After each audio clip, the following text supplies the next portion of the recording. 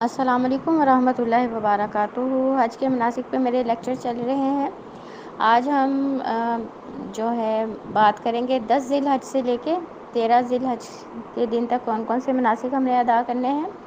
یوم نحر قربانی کے دن مینا پہنچ کے سب سے پہلے جمرہ عقبہ جو مکہ کی طرف ہے کو کنکریاں مارنی چاہیے، پھر قربانی کرنی چاہیے، پھر حجامت بنوانی چاہیے اور اس کے بعد مکہ جا کر طواف افاضہ کرنا چاہیے۔ یہ مسلم کی حدیث ہے۔ حضرت انس بن مالک رضی اللہ تعالیٰ عنہ سے روایت ہے کہ آپ صلی اللہ علیہ وآلہ وسلم نے مزدلفہ پہ مینا آنے کے بعد پہلے جمرہ عقبہ کو کنکریاں ماری، پھر اونٹوں کی طرف تشریف لائے، انہیں ذبح کیا۔ پاس ہی حجام بیٹھا تھا، آپ صلی اللہ علیہ وآلہ وسلم نے ہاتھ کے اشارے سے سر مونڈنے کا حکم دیا، اس نے سر کا دایاں حصہ مونڈ دیا۔ آپ صلی اللہ علیہ وآلہ وسلم نے بال نزدیک بیٹھے ہوئے لوگوں پہ تقسیم کر دیے، پھر آپ صلی اللہ علیہ وآلہ وسلم نے حجام کو سر کا بایاں حصہ مونڈنے کا حکم دیا۔ پھر پوچھا ابو طلحہ رضی اللہ تعالیٰ عنہ کہاں ہیں؟ وہ حاضر ہوئے تو آپ صلی اللہ علیہ وآلہ وسلم نے وہ بال ان کو عنایت فرما دیے۔ اب اس حدیث سے کیا پتہ چلتا ہے کہ 4 کام 10 ذی الحج کو کرنے ہیں اور ان کی ترتیب یہ ہے کہ پہلے جمرہ عقبہ کو ہی رمی کی جائے، نمبر 2 اس کے بعد قربانی کی جائے، کیونکہ قربانیاں وہاں لوگ خود نہیں کرتے، سعودی گورنمنٹ نے ارینجمنٹ کیا ہوتا ہے، وہ کوپن دیتے ہیں حاجیوں کو، اس پہ ٹائم مینشن ہوتا ہے کہ کسی حاجی کی قربانی کتنے بجے ہوگی، اس وقت تک وہ حاجی ویٹ کرے جو کوپن پہ ٹائم دیا ہوا ہے۔ اس کے بعد جو حاجی حضرات ہیں وہ حجامت کروائیں۔ اب جو گروپس میں لوگ گئے ہوئے ہیں پہلے مرد حجامت کروا لیں، پھر اپنی محرم اور جو عورت ہے اس کی بال کاٹ دیں، اس کے بعد وہ محرم عورت باقی خواتین کے بال کاٹ سکتی ہیں۔ پھر احرام کی پابندیوں سے آپ باہر آ جائیں گے، مگر ابھی مکمل باہر نہیں آئے۔ طواف حفاظہ جو ہے وہ چوتھا سٹیپ ہے اس دن کرنے کا، طواف حفاظہ اور صحیح کے بعد پھر مکمل احرام کی پابندیوں سے باہر آ جاتے ہیں۔ لیکن اگر طواف حفاظہ بھی نہیں آپ نے 10 کو کیا تو باقی احرام کی پابندیوں سے باہر آ جاتے ہیں۔ مرد حضرات جو ہے وہ سادے اپنے کپڑے پہن لیں گے جو عام روٹین میں پہنتے ہیں، لیکن وہ بس بیوی سے جو ہے ہم بستری نہیں کر سکتے جب تک وہ طواف حفاظہ اور صحیح نہ کر لیں۔ اگلی حدیث مسلم کی ہے۔ حضرت عبداللہ بن عمر رضی اللہ تعالیٰ عنہما سے روایت ہے کہ آپ صلی اللہ علیہ وآلہ وسلم نے قربانی کے دن ہی طواف حفاظہ کیا، پھر مکہ سے مینا واپس جا کر نماز ظہر ادا فرمائی، یعنی کہ پسندیدہ یہی ہے کہ 10 تاریخ کو ہی طواف حفاظہ کیا جائے۔ اگر کوئی اس دن نہ کر سکے تو وہ 11، 12، 13 کو بھی طواف حفاظہ کر سکتا ہے، لیکن جب تک طواف حفاظہ اور صحیح نہیں ہوگی اس وقت تک وہ مکمل احرام کی پابندیوں سے حاجی باہر نہیں آئے گا۔ قربانی کے دن جمرہ عقبہ پر رمی، کنکریاں مارنا، قربانی، حجامت اور طواف زیارہ بالترتیب کرنا افضل ہے، لیکن اگر کوئی شخص جانے بوجھے یا بے جانے بوجھے بھول کر آگے پیچھے کر دے تو کوئی حرج نہیں ہے۔ مسلم کی حدیث ہے۔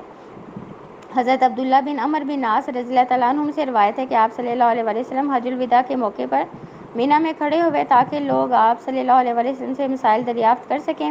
ایک آدمی حاضر ہوا اور عرض کیا میں نے لا علمی میں قربانی سے پہلے ہی حجامت کروا لی۔ آپ صلی اللہ علیہ وآلہ وسلم نے فرمایا اب قربانی کر لو، کوئی حرج نہیں۔ دوسرا شخص حاضر ہوا اور عرض کیا یا رسول اللہ صلی اللہ علیہ وآلہ وسلم میں نے کنکریاں مارنے سے قبل لا علمی میں قربانی کر لی۔ آپ صلی اللہ علیہ وآلہ وسلم نے اب کنکریاں مار لو، کوئی حرج کی بات نہیں۔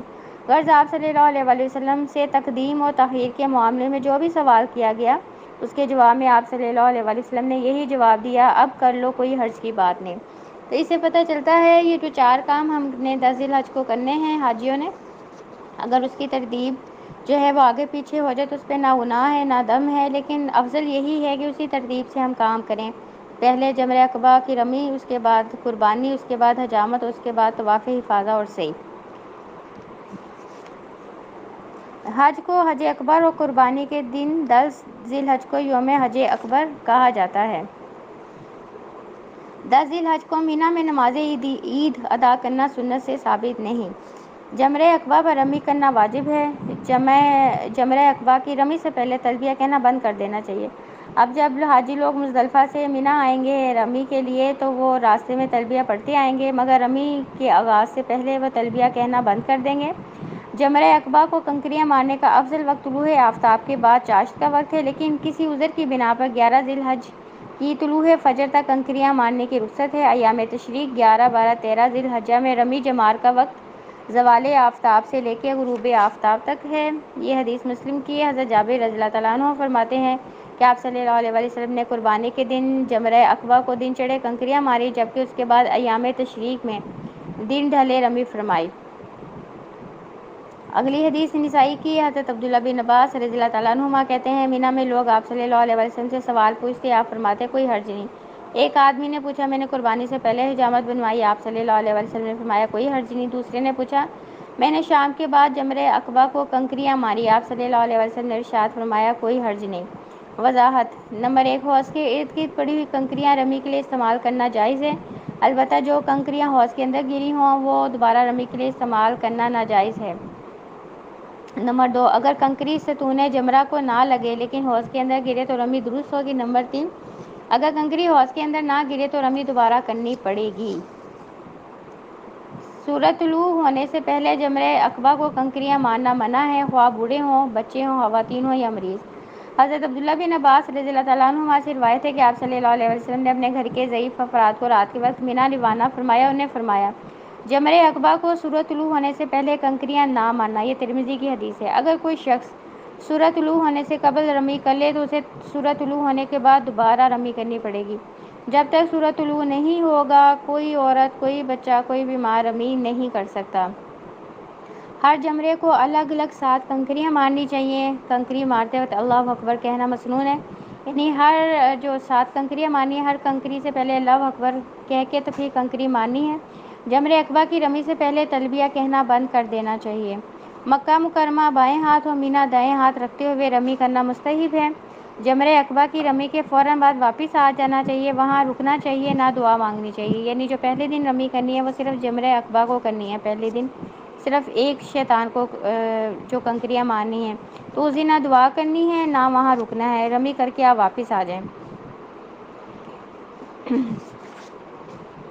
رمی جمار کا مقصد اللہ کا ذکر اور اللہ کی عبادت کرنا ہے۔ رمی کے لیے کنکری کا حجم چنے کے دانے کے برابر ہونا چاہیے۔ چنے کے دانے سے زیادہ بڑی جو ہے کنکریاں مارنا منع ہے، یعنی اس سے چنے سے بڑے سائز کی اگر کنکریاں کوئی اکٹھی کرے گا تو وہ کنکریاں مارنا منع ہے۔ بچوں، بیماروں، بوڑھوں کی طرف سے رمی کرنا جائز ہے۔ ابن ماجہ کی حدیث ہے، حضرت جابر رضی اللہ تعالیٰ عنہ فرماتے ہیں کہ میں نے آپ صلی اللہ علیہ وسلم کے ساتھ حج کیا، ہمارے ساتھ عورتیں اور بچے بھی تھے، ہم نے بچوں کی طرف سے تلبیہ بھی کہا، ان کی طرف سے کنکریاں بھی ماری۔ لیکن اگر کوئی بیمار ہو تب، یا کوئی بچہ ہو، بوڑھا ہو، اب یہ نہیں کوئی تندرست آدمی ہے تو وہ کہ میری طرف سے تم جا کے رمی کرو، تو وہ چیز ناجائز ہے۔ رمی سے متعلق غیر مسنون افعال: نمبر 1، ایام تشریق کی رمی کے لیے مزدلفہ سے کنکریاں چننا۔ نمبر 2، رمی سے قبل کنکریوں کو دھونا۔ نمبر 3، 7 کنکریاں بیک وقت مارنا، یعنی ایک ایک کر کے کنکری مارنی ہے، 7 کنکریاں اکٹھی نہیں ماری جا سکتی۔ نمبر 4، رمی کے وقت اللہ اکبر کے بعد کوئی اور دعا پڑھنا۔ نمبر 5، قدرت کے باوجود رمی خود نہ کرنا۔ نمبر 6، رمی کے وقت یہ عقیدہ رکھنا کہ شیطان کو مار رہے ہیں۔ نمبر 7، رمی کے لیے پتھر یا جوتے استعمال کرنا۔ نمبر 8، رمی کرتے ہوئے شیطان کو گالیاں دینا۔ یہ تینوں اعمال جو لوگ بہت جذباتی ہو کے کرنا شروع کر دیتے ہیں، دیکھیں وہاں اللہ نے شیطان کا وہ سمبل بنایا ہے۔ اب اللہ تعالیٰ نے جو طریقہ بتایا ہے کہ بسم اللہ، اب جو ہم نے کنکری مارنی ہے وہ اللہ اکبر کہہ کے ہم نے مارنی ہے، رائٹ۔ اب اس میں شیطان کو گالیاں دینا، واقعی کئی لوگ جوتیاں تک اٹھا کے مارنا شروع کر دیتے ہیں، بڑے بڑے پتھر مارنا شروع کر دیتے ہیں، گالیاں دینا شروع کر دیتے ہیں۔ دیکھیں حج آپ کر رہے ہیں، حج کے مناسک سے بھی آپ باہر نہیں نکلے، اور آپ نے پڑھا ہے کہ حج میں نہ لڑائی کرنی ہے، نہ فسق کرنا ہے، نہ گالیاں دینی ہیں، یہ چیزیں منع ہے۔ یہ چیزیں جو ہے آپ کے حج کو خراب کرتی ہیں، تو اس لیے جذبات پہ قابو رکھ کے رمی کرنی ہے۔ نمبر 9، رمی کے لیے جاتے ہوئے وقت اذکار کی بجائے ہنگامہ یا شور و گل کرنا یا آپس میں اونچی اونچی باتیں کرتے جانا، یہ چیز منی ہے، بس تلبیہ پڑھتے جائیں آپ راستے میں۔ اور نمبر 10، جمرہ اولیٰ اور جمرہ وسطیٰ کی رمی کے بعد دعا ترک کرنا، یعنی ان جمرہ اولیٰ اور جمرہ وسطیٰ کی جب رمی کرنی ہے 11، 12، 13 کو، تو اس میں دعا کرنا مسنون ہے۔ قربانی کے مسائل: حج قران اور حج تمتع کرنے والوں پہ قربانی کرنا واجب ہے۔ جو قربانی نہ کر سکے اسے حج کے دنوں میں 3 اور گھر واپس جا کے 7 کل 10 روزے رکھنے چاہیے۔ جو حج افراد لوگ کرتے ہیں ان کے لیے قربانی کرنا ضروری نہیں ہے، وہ چاہیں تو کر لیں، اگر نہ چاہیں تو وہ نہ کریں۔ مینا یا مکہ میں کسی بھی جگہ حج کی قربانی کرنا جائز ہے، لیکن آج کل آپ کو پتہ ہے سعودی جو گورنمنٹ ہے انہوں نے خود ارینجمنٹ کیے ہوتے ہیں، تو آپ کو کوپن دے دیتے ہیں جس میں ٹائم مینشن کیا ہوتا ہے کہ آپ کی کتنے بجے قربانی ہونی ہے، تو اس لیے اب یہ والے جو مسائل ہیں وہ لوگوں کو خود نہیں قربانی کا جانور ذبح کرنا پڑتا، تو آپ نے اپنے کوپن کا ٹائم دیکھنا ہے، تو اس کے بعد پھر آپ نے جو ہے حجامت کروانی ہے۔ سر منڈوانے اور بال کٹوانے کے مسائل: 10 ذی الحجہ کو قربانی کے بعد سر منڈوانا یا سر کے بال کٹوانا واجب ہے۔ پہلے سر کا دایاں حصہ اور پھر بایاں حصہ منڈوانا مستحب ہے۔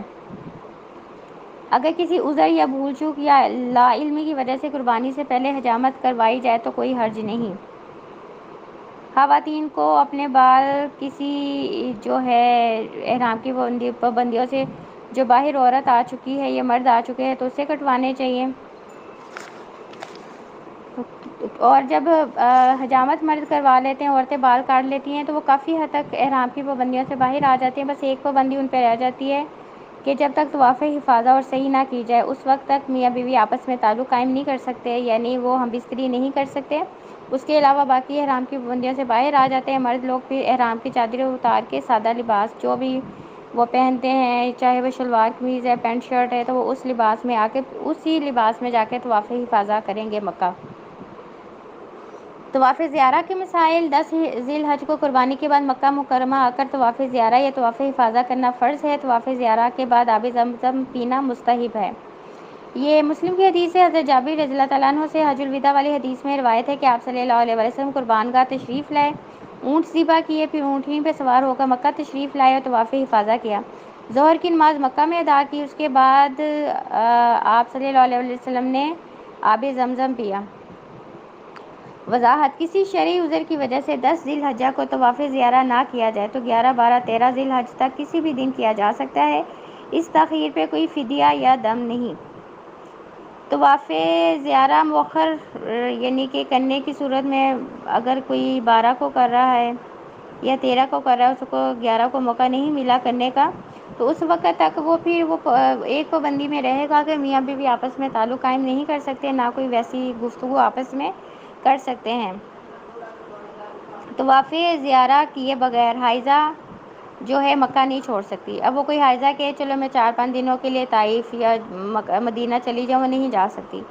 وہ مکہ اسی ٹائم چھوڑے گی جب اس کا طواف جو ہے زیارہ ہو جائے گا۔ میں نے آپ کو بتایا تھا طواف زیارہ یا حفاظہ ایک ہی چیز ہے، نام اس کے دو ہیں۔ یہ حج کا رکن ہے۔ اگر کسی بھی وجہ سے کسی بھی مرد یا عورت کا یہ طواف مس ہو جائے اور اس کے بعد صحیح نہ ہو تو ان کا جو ہے حج درست نہیں ہوگا، ان کو اگلے سال حج دوبارہ ادا کرنا پڑے گا۔ طواف زیارہ کے بعد حج کی صحیح ادا کرنے کے بعد رات مینا میں گزارنی ہے، یعنی کہ آپ نے طواف حفاظہ کر لی ہے اور اس کے بعد پھر جو ہے مکہ میں نہیں آپ ٹھہر سکتے، آپ کو پھر واپس جو ہے وہ مینا ہی آنا پڑے گا، کیونکہ رات آپ نے مینا میں گزارنی ہے۔ ایک آپ نے 8 ذی الحجہ کی رات مینا میں گزاری، اس کے بعد پھر آپ نے جو ہے 10 ذی الحجہ کی رات مزدلفہ میں گزاری، اس کے بعد پھر آپ نے 11 ذی الحجہ کی رات بھی مینا میں جو ہے آپ نے گزارنی ہے۔ حج کا چوتھا دن یعنی کہ 11 ذی الحجہ کے مسائل: آج آپ نے ایک کام کرنا ہے، آج تینوں جو ہے جمروں کی زوال آفتاب کے بعد رمی کرنی۔ زوال آفتاب سے مراد 12 بجے کے بعد۔ نمبر 1 جمرہ اولیٰ، پھر جمرہ وسطیٰ اور جمرہ عقبہ، ان تینوں کو 7 کنکریاں مارنی ہیں۔ ہر جمرے کو 7 عدد کنکریاں مارتے ہوئے وقت اللہ اکبر کہنا ہے، یہ نسائی کی حدیث ہے۔ اور باقی جو دن ہیں وہ آپ نے مینا میں اللہ کی عبادت ذکر میں گزارنا ہے۔ اگر آپ چاہتے ہیں تو آپ مکہ جا کے طواف کر سکتے ہیں، لیکن مکہ سے واپس آپ نے رات کو مینا ہی آنا ہے، رات آپ نے مینا میں ہی گزارنا ہے، یہ واجب ہے۔ حج کا 5واں دن 12 ذی الحجہ، آج بھی تینوں جو جمروں کو کنکریاں مارنی ہیں۔ آج مغرب سے پہلے مکہ روانہ ہو جائیے۔ اگر مینا میں سورج غروب ہو جائے تو پھر 13 ذی الحجہ کو زوال کے بعد رمی کر کے مینا سے مکہ واپس آنا چاہیے، یعنی کہ آج بھی زوال آفتاب کے بعد آپ نے تینوں جو ہے جمروں کو کنکریاں مارنی ہیں۔ اس کے بعد اگر کوئی جو ہے مکہ واپس جانا چاہتا ہے اپنے ہوٹل میں تو وہ جو ہے مینا چھوڑ سکتا ہے، لیکن اس کی ایک شرط ہے، غروب آفتاب سے پہلے اگر کوئی مینا چھوڑ دے گا، وہاں سے نکل آئے گا تو یہ چیز جائز ہے۔ لیکن اگر کسی کو جو ہے سورج غروب ہو گیا ہے مینا میں ہی اور وہ مینا بھی چھوڑ نہیں سکا تو سورج غروب ہوتے ہی وہ مینا نہیں چھوڑ سکتا، پھر اس کے اوپر پابندی ہے، وہ رات جو ہے وہ مینا میں ہی گزارے گا۔ اس کے بعد جو حج کا پھر چھٹا دن ہے 13 ذی الحجہ، اس میں بھی پھر زوال آفتاب کے بعد آپ تینوں جمروں کو کنکریاں ماریں گے۔ اس کے بعد آپ مینا چھوڑ کے جو ہے مکہ واپس آ جائیں گے۔ تو اس طرح یہ جو حج کے تھے مناسک یہ آپ کے پورے ہو جائیں گے۔ تو اس لیے ہر بندے کی اب اپنی چوائس ہے، وہ چاہے تو حج کے 5ویں دن یا نہ یعنی 12 ذی الحج کو بھی وہ غروب آفتاب سے پہلے مینا چھوڑ سکتا ہے، اور اگر کسی کی مرضی ہے تو وہ پھر 12 ذی الحج کو بھی مینا میں رہے گا، اور 13 ذی الحج کو وہ کنکریاں مارنے کے بعد تو پھر وہ اپنا جو ہے مینا چھوڑ کے تو مکہ واپس اپنے ہوٹل میں چلا جائے گا۔ طواف وداع حج مکمل کرنے کے بعد مکہ مکرمہ سے رخصت ہونے سے قبل طواف وداع کرنا واجب ہے۔ یہ مسلم کی حدیث ہے۔ حضرت عبداللہ بن عباس رضی اللہ تعالیٰ عنہما فرماتے ہیں، لوگ حج ادا کرنے کے بعد جدھر چاہتے چلے جاتے، تو آپ صلی اللہ علیہ وآلہ وسلم نے فرمایا، کوئی شخص اس وقت تک نہ جائے جب تک آخری بار طواف نہ کرے۔ اگر کوئی طواف وداع کیے بغیر مکہ چھوڑ کے چلا گیا ہے تو اس پہ دم واجب ہے، یعنی اسے ایک بکرا جو ہے وہ ذبح کرنا پڑے گا مکہ کی حدود کے اندر، اور پھر اس کے غربا میں اس کو تقسیم کرنا پڑے گا۔ حیض اور نفاس والی عورتیں طواف وداع نہیں کریں گی، یعنی کہ اگر کسی عورت کو پیریڈز آ گئے ہیں یا نفاس میں کوئی عورت ہے تو اس پہ کوئی گناہ نہیں اگر وہ طواف وداع نہ کر سکے، لیکن عام جو پاکی کی حالت میں خواتین ہیں یا مرد ہیں، جب بھی جتنے دنوں بعد انہوں نے مکہ چھوڑنا ہے، ظاہر ہے ہر بندے کی فلائٹس ہوتی ہیں، کسی نے وہاں سے مدینہ جانا ہوتا ہے، مدینہ سے واپس اپنے ملک جانا ہوتا ہے، تو مکہ چھوڑنے سے پہلے طواف وداع کرنا واجب ہے۔ تو یہ حج کے مناسک تھے۔ اللہ تعالی ہم سب کو صحیح سنت طریقے سے حج ادا کرنے کی توفیق عطا فرمائے، آمین۔ اور ہم سب کے لیے بہترین اللہ تعالیٰ ثواب پیدا کریں کہ اگلے سال ہم سب بھی حج کرنے والے لوگوں میں شامل ہوں۔ ان لیکچرز کو آپ لوگوں نے خود بھی سننا ہے اور آگے بھی ضرور سینڈ کرنا ہے تاکہ زیادہ سے زیادہ لوگ ان لیکچر سے فائدہ اٹھا سکیں، اور مجھے بھی آپ سب لوگوں نے دعاؤں میں یاد رکھنا ہے۔ سبحانک اللہم و بحمدک، اشہد ان لا الہ الا انت، استغفرک و اتوب الیک۔ ربنا تقبل منا انک انت السمیع العلیم وتب علینا انک انت التواب الرحیم۔ سبحان ربک رب العزت عما یصفون وسلام علی المرسلین والحمد للہ رب العالمین۔